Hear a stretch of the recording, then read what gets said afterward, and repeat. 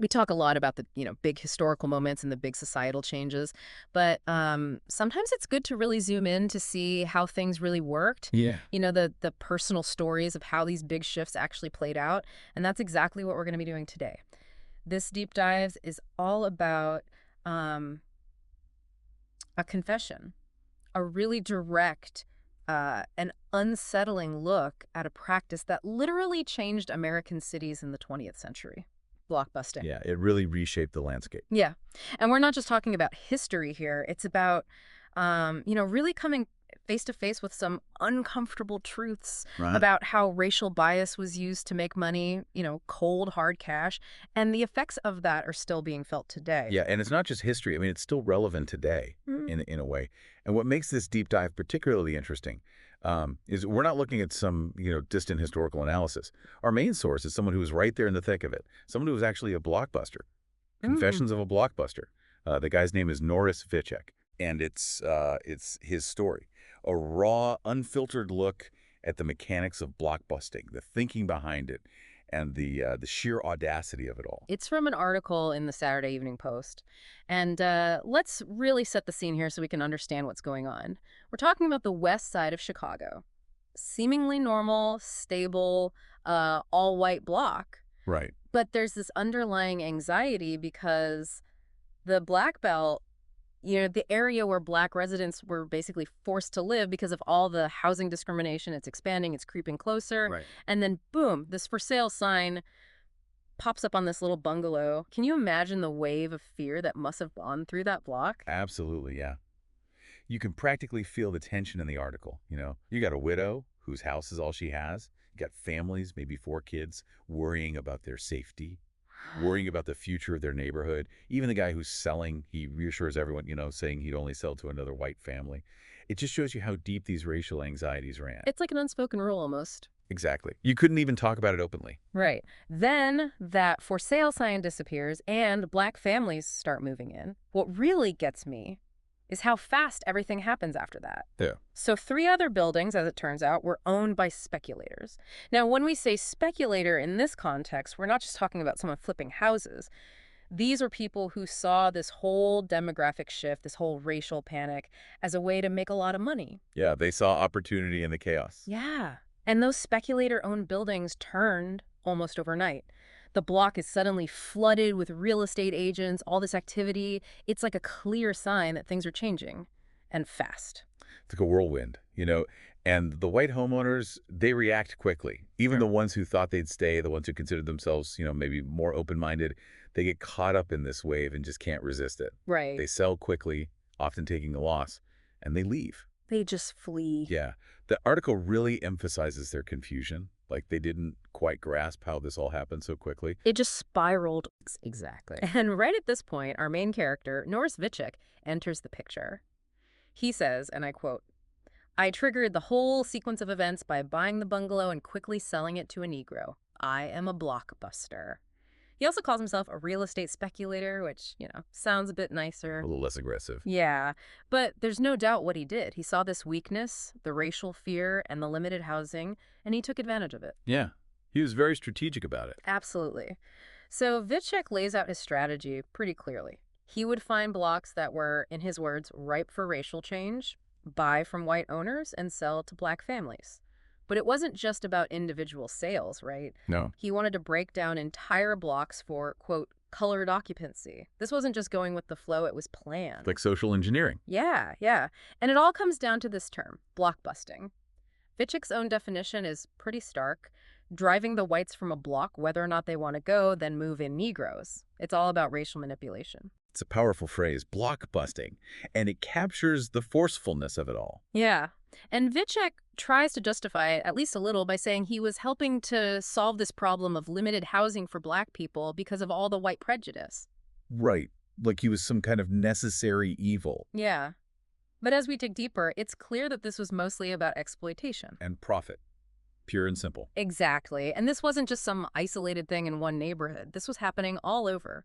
Blockbusting was relatively new, maybe 10 to 15 years old at that point, but already widespread. Yeah.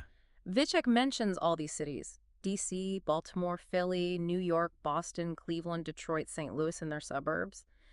And he says there were over 100 blockbusters in Chicago alone. 100, wow. And there's another thing that's really striking. Most of these blockbusters were white. Vitchek himself says that black people couldn't get into this business because they didn't have the money. Right. They couldn't get loans. So, in a way, the system that was already stacked against black people was actually fueling this It's this blockbuster. vicious cycle. Yeah. And to give you an idea of the scale of this, in Chicago, they were turning 2 to 3 blocks a week, sometimes even one every 4 to 8 days during slow periods. That's incredible. Yeah, it's constant. So to really understand how this worked, the article gives us some important demographics. You got to remember, the black population in cities was booming. They were increasingly concentrated in certain areas. Right. Vitchek mentions D.C., Philly, Chicago. He even predicts that Chicago's black population would keep growing and eventually start moving into the suburbs. Yeah. This huge demand for housing within this super restricted market, that's what really fueled blockbusting. It's supply and demand, but twisted. Yeah. Vitchek even says, and I'm quoting here, the demand from the Negro community simply never lets up. He saw it as a bottomless market. Exactly. He says that almost no white neighborhoods were willing to accept black residents no matter how much money they had. It was pure prejudice. Right. So he saw himself as, quote, assisting in the solution by getting black families into these homes, even if it was through manipulation. Yeah, a convenient way to spin it. So how did Vitchek and these other guys actually make money? He outlines 3 main ways. First, he'd intentionally beat down the prices he paid to white homeowners. And this wasn't just hard bargaining, it was preying on their fears. Yeah, like we were saying, he was stoking their fear of this perceived racial takeover of their neighborhood. Exactly. He wasn't just waiting for them to sell, he was creating this atmosphere of panic to get them to sell quickly and for less money. It's predatory, really. Absolutely. The second method, selling those same properties to black buyers, but at jacked up prices. Inflated, yeah. Yeah. Because of all that redlining and discrimination, black families had very few choices. Yeah. Vitchek and his kind knew this and exploited it. They were charging way too much. And the third method, this one might be the worst in the long run, was the financing. Yeah. They'd offered these loans with crazy high interest rates. Remember, banks wouldn't give mortgages to black families in these transitioning areas. Redlining, they call it. So these families had no choice but to go to guys like Vitchek for these predatory loans, these contract sales. Yeah. So how did they choose which blocks to target? Vitchek says it was all about proximity to existing black neighborhoods. These were usually established, older, middle-class areas with different types of housing where the white residents were already starting to feel uneasy. Yeah, about the color line moving closer, as he put it. Right. And the article really paints this picture of how this color line had this real psychological effect. It wasn't just a line on a map. It showed up in all these ways that chipped away at the white residents' sense of security. Yeah, it was like this slow creep that was unsettling them. Yeah. Black students started going to their schools. The shops and churches they went to started changing, even their local parks. But the demographics were shifting. Yeah, and then they started getting denied for home improvement loans because they were too close to the color line. It's like this self-fulfilling prophecy, you know? They deny you loans, so the neighborhood declines, and it becomes more ripe for block busting. Exactly. Vitchek talks about this one block on the south side that he busted. It really shows how this slow erosion of stability worked. When those white families first moved in, they probably didn't think much about the racial makeup of the city. Right. They thought they were far enough away. Yeah, but over time, those all-white streets they were used to, they started changing. The stores, the churches, they were gradually swallowed up, as he put it. Wow. And that created this feeling of being encroached upon. It's like a creeping anxiety. And even when those white residents tried to organize, even when they made pacts not to sell to black families, guys like Vitchek were already buying up properties nearby. They were just waiting, lurking in the shadows. Waiting for the right moment to flip the whole block and make a killing. It's pretty calculated when you think about it. Super calculated. So what tactics did they actually use to create this panic and get people to sell? Vitchek says he preferred a more psychological approach, but he admits that other blockbusters were way more aggressive. Yeah, he draws this distinction, but it's a fine line, really. Yeah. He mentions these tentative approaches by black real estate agents. Just them showing up, That was enough to plant the seeds of doubt. Right. But then he describes these other tactics that were just nasty. Like, other speculators would drive noisy cars through the block all the time just to be annoying. Like intentionally disruptive. Yeah. They'd have this black mother with her kids walk up and down the street like it was planned. Wow. And then they'd make these creepy phone calls, just whispers and laughter or vague threats. Oh, that's messed up. It was all about making people feel uneasy, like their neighborhood was about to change in a way they didn't want. It's psychological warfare. Yeah. Vitchek's approach, he says, was mostly about sending these postcards offering cash for their houses. Okay. He emphasizes the word cash because it made it seem quick and easy, like a clean break. Right, no complications. And then he or his canvasser would go knock on doors, reinforcing that offer and really pushing the idea that now was the time to sell. The pressure was relentless. It was. He tells this story about negotiating with this retiring accountant. The guy wanted $22,000 for his house. Right. Vitchek offers him 18. Lowballing him, of course. Yeah, but the real turning point was when Vitchek's canvasser found out that a neighbor had just sold for 14. Oh, there it is. Yeah, he used that information to pressure the accountant, who was already hesitant, into taking that lower offer. So basically, they manufactured these comparable sales to justify the low prices. Exactly. And once they got a deal, they'd put up these huge for sale signs. The more in your face, the better, Vitchek says. And then you'd see all these real estate agents swarming the block. It's like sending a signal. Yeah, it was a clear message to the other white residents. Sorry? Your neighborhood's changing. Get out while you can. It was a self-fulfilling prophecy. Absolutely. Vitchek also mentions the tactics his canvassers would use when talking to homeowners. If someone was worried about their kids' education, they'd say, hey, sell now, move to the suburbs, better schools. Preying on their fears. Yeah. If it was an elderly couple, they'd say, look, you don't want to wait too long. Sell now, get cash, enjoy your retirement. They had a pitch for everyone. Yeah. And here's an interesting thing. Vitchek says some white homeowners didn't even want to deal directly with black buyers. Really? Yeah. They preferred to sell to a speculator, even if it meant less money. They were uncomfortable with the whole idea of negotiating with someone they saw as different, or they were worried the deal would fall through. That's messed up. Yeah. And this is what led a lot of real estate agents, even the ones who weren't into blockbusting at first, to start working with speculators. Yeah. It was a way to get around their own prejudice. Or at least pretend to. Yeah. So you've got all this psychological pressure, misinformation, and prejudice, and the block just starts to collapse. White flight. Yeah. People selling and moving away, feeling like they have no other choice. And the speculators are just raking it in. They were the puppet masters. And the article doesn't sugarcoat the effects this had on both black and white communities. The first black families moving into these busted blocks, they often faced a lot of hostility. It wasn't a warm welcome. Bottles thrown at them, insults, their kids harassed. Vitchek even mentions the West Jackson Boulevard riots in Chicago. That was a huge example of the violent pushback against this forced integration. So not just hostility, but outright violence. Yeah, but the article argues that in the long run, the white residents who were displaced, they were the ones who really suffered. Makes you think. They were ripped from their homes, their communities. They might have had to downsize. They had to take on new mortgages with higher rates.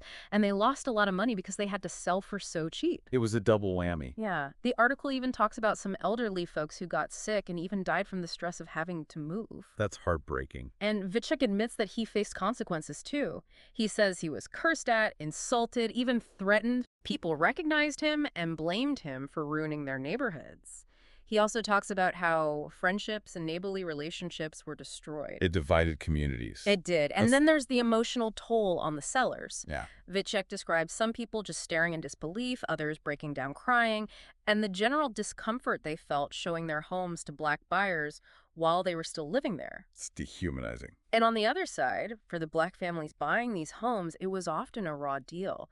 They were paying inflated prices because they had so few options. Yeah, the market was rigged. And they were often stuck in these contract sales with really high interest. Vitchek even says that some people ended up paying double the original price over time. Like, a house sold for $18,000 would end up costing $36,000. That's predatory lending, pure and simple. Yeah. Yeah. And the effects on those families were devastating. They had to take in boarders to make rent. They couldn't afford to keep their homes up. Right. Mothers had to work. Fathers had to take second jobs. But, Vitchek points out, very few people defaulted on those contracts. They were desperate to keep their homes. They were.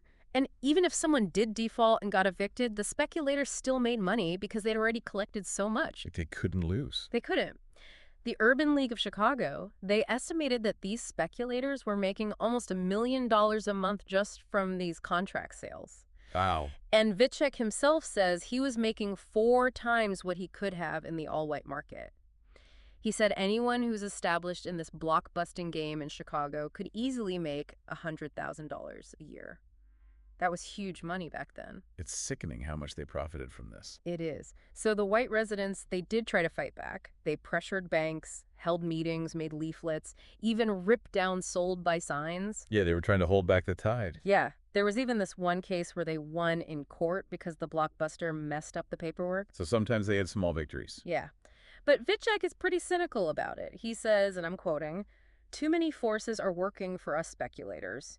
He knew the system was rigged in his favor. And he was right. The article lays out all this systemic support that made blockbusting possible. Yeah. Like, the Chicago Real Estate Board had this policy from way back in 1917. It basically encouraged filling up entire blocks with black residents, which is exactly what blockbusters were doing. Wow, so they were actually following the rules. Yeah.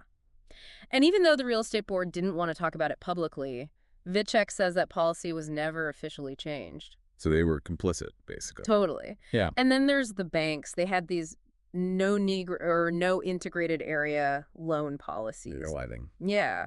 Black families couldn't get normal mortgages, so they had to turn to these predatory contract sales. It was the only option for many. And the city government wasn't helping either. The city council and Mayor Daley, they kept blocking any laws that would stop housing discrimination. They were actively keeping segregation in place. Yeah. Even the police seemed to play a role.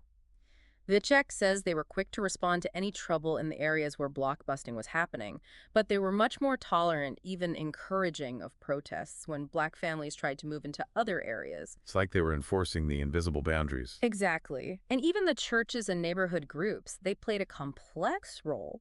Some churches initially resisted the change, but as their white members left, they often had to close and sell. It was a sign of the times. Yeah. And those all-white neighborhood associations, they tried to keep things segregated, but they were mostly unsuccessful. Except in rare cases. Right.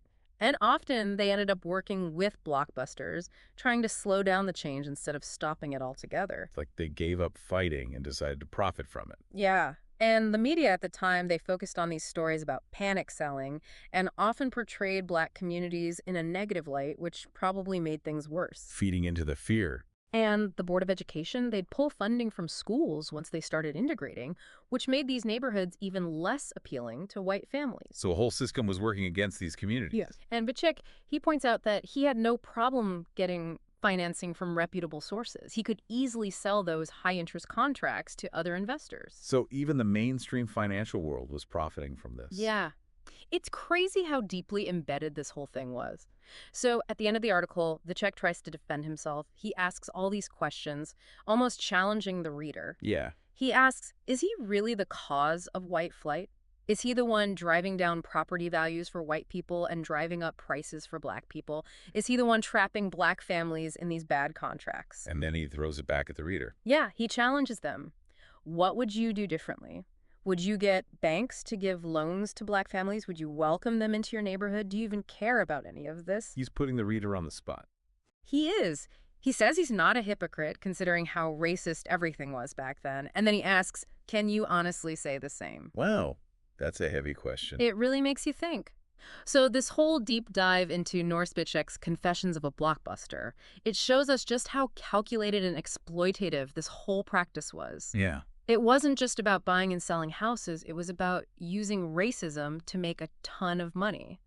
And the article goes into detail about how it worked, why they did it, how the system helped them, and the devastating effects it had on everyone. It's a dark chapter. It is. And it's uncomfortable to read, but it's important to understand this history, to see how segregation, inequality, and exploitation were woven into the fabric of American cities. And these issues are still relevant today. Yeah. And when you consider Vitchek's justifications and that challenge he throws at the reader, it makes you ask yourself some tough questions. What are the modern-day versions of these practices? What are we doing, individually and as a society, to address them? Yeah, we need to be aware of the subtle ways these patterns might be repeating themselves. Absolutely. It's a challenging history, but one that we can't afford to ignore. It's a reminder that the past isn't really past. It still shapes the present. That's a great point. Yeah. So what are we going to do about it? That's the question we all need to ask ourselves.